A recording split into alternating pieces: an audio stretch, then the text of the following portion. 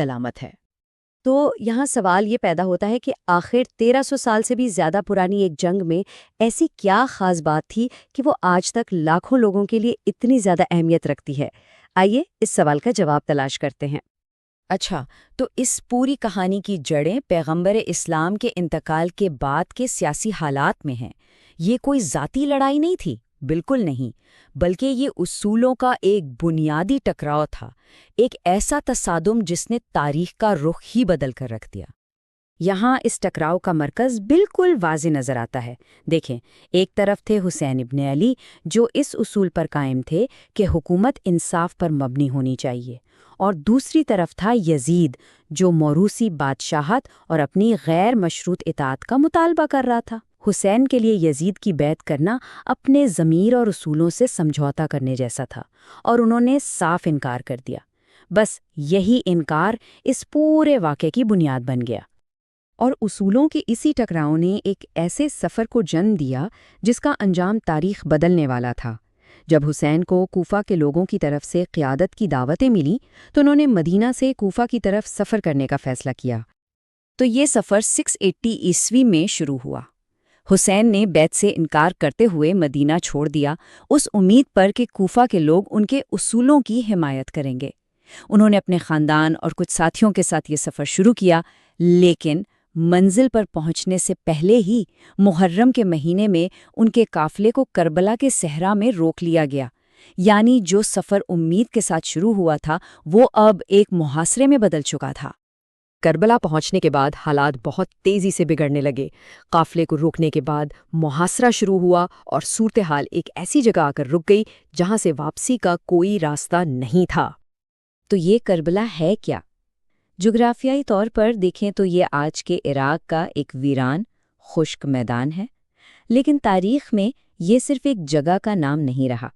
اب یہ نام خود آزمائش، قربانی اور اپنے اصولوں پر ڈٹ جانے کا سب سے بڑا استعارہ بن چکا ہے۔ اور پھر محاصرہ سخت سے سخت ہوتا چلا گیا۔ پہلے یزید کی ہزاروں کی فوج نے حسین کے چھوٹے سے قافلے کو چاروں طرف سے گھیر لیا۔ پھر بات چیت کی کوششیں بھی ناکام ہو گئیں، کیونکہ حسین کسی بھی قیمت پر اپنے اصولوں پر سمجھوتا کرنے کو تیار نہیں تھے۔ اور پھر 7 محرم کو شاید سب سے ظالمانہ قدم اٹھایا گیا۔ یزید کی فوج نے دریائے فرات تک جانے کا راستہ بند کر دیا، جس سے حسین کے خیموں میں پانی کی فراہمی مکمل طور پر بند ہو گئی۔ یہ تمام واقعات، یہ سارا تناؤ آخر کار محرم کی 10ویں تاریخ یعنی عاشورہ کے دن پر آ کر ختم ہوا۔ یہ اس کہانی کا کلائمیکس ہے۔ ذرا تصور کیجئے، ایک طرف ہزاروں کی مسلح فوج اور دوسری طرف حسین کے خاندان اور ساتھیوں سمیت صرف 72 افراد۔ یہ عدد صرف ایک تعداد نہیں ہے، بلکہ یہ اس غیر مساوی جنگ کی پوری کہانی بیان کرتا ہے۔ اور پھر عاشورہ کی صبح جنگ شروع ہو گئی۔ حسین سے منسوب ایک جملہ اس پورے موقف کی روح کو بیان کرتا ہے: ذلت کی زندگی سے عزت کی موت بہتر ہے۔ اس سے یہ بات بالکل صاف ہو جاتی ہے کہ یہ جنگ زمین یا طاقت کے لیے نہیں تھی، بلکہ یہ ان اصولوں کے لیے تھی جن پر وہ کوئی سمجھوتا کرنے کو تیار نہیں تھے۔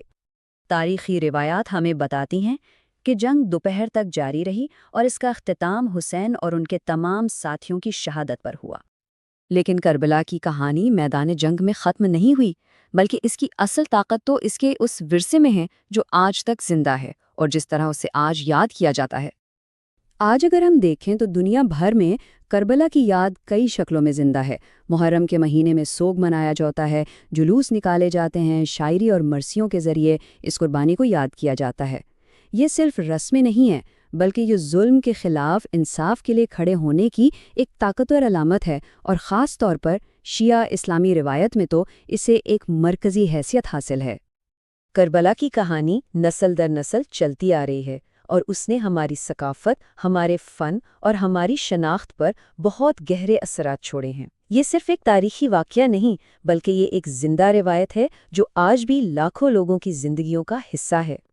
تو ہم واپس اپنے اسی پہلے سوال پر آتے ہیں کہ بھئی 1300 سال پرانی یہ جنگ آج بھی کیوں اہم ہے؟ شاید اس لیے کہ کربلا کی کہانی ہمیں یہ یاد دلاتی ہے کہ جب اصولوں کے لیے کھڑا ہوا جاتا ہے تو جسمانی شکست بھی ایک ایسی جیت بن سکتی ہے جو ہمیشہ یاد رکھی جائے۔